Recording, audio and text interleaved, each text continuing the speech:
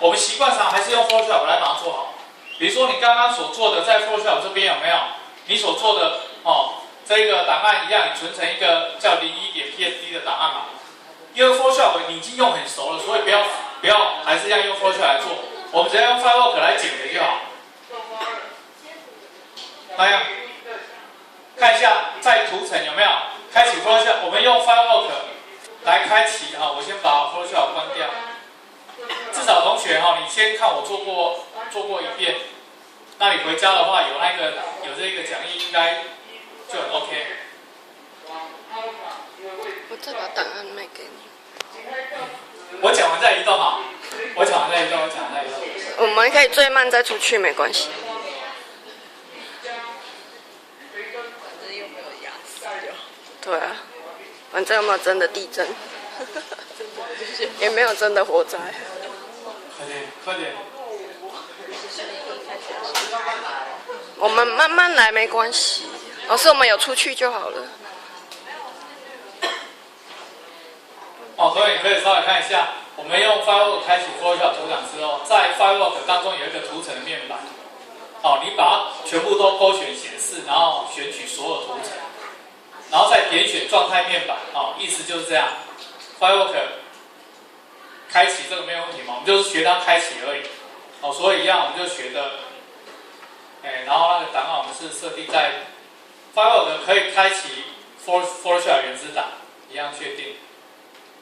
然后在这边它有一个图层，这个图层跟那个一样，跟 Photoshop 一样，你把这个全部都把它显示，然后把这所有图层有没有，你都把它选取起来，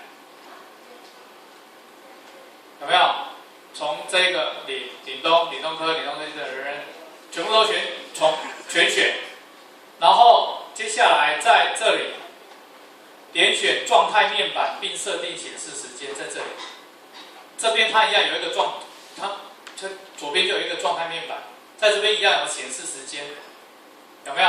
那你要跟 Photoshop 一样的话，刚刚是不是0.2秒？0.2秒的话，这边就输入20，因为它是100分之多少秒，所以100分之20秒相等于就0.2秒。好，那这边 OK 了之后，一样按 Enter， 对不对？然后接下来在这里执行状态面板当中的分散至状态，在这里。这个叫分散至状态，它就会把图层，我们刚刚不是选到所有图层嘛，它就把图层变成都在状态当中，都有了。第一个是不是白的？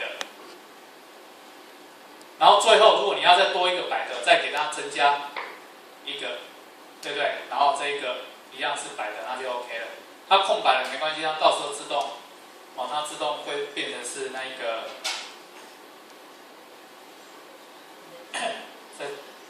OK 好，然后这里从档案当中有没有影像预览？影像预览就是我们在做 Firework 减肥的地方，所以做完了之后这边影像预览，但是记得格式这边你要选择 GIF 动画，这跟在 Photoshop 那边不用选，它自动就是 GIF 动画，在这边要选，那样你可以看一下。OK， 这样清楚吗？好，那一样从这边绘出，比如说这个是 Firework 的，你可以把它储存。那如果说我们把它丢到我们的那个 Dreamweaver 里面来，也是一样的道理。